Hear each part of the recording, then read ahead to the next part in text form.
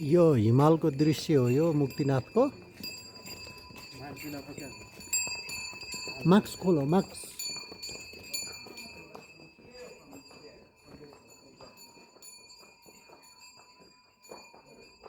यो हेर्न सक्नुहुन्छ यो यहाँबाट त्यो उतापट्टिको अल्को देखिएको हिमाल त्यो धौलागिरी हिमाल हो र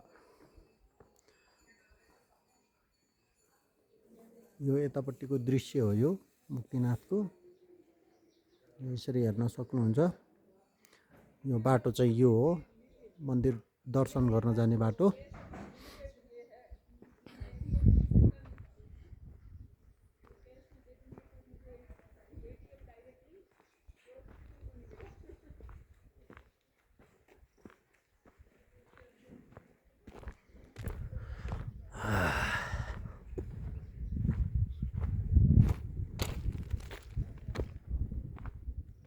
यो यतापट्टि पनि हिमाल हो र यो देखिएको यो हिमालदेखि उतापट्टि गएपछि यो बाटो चाहिँ अप्पर मुस्ताङ जाने बाटो हो त्यो।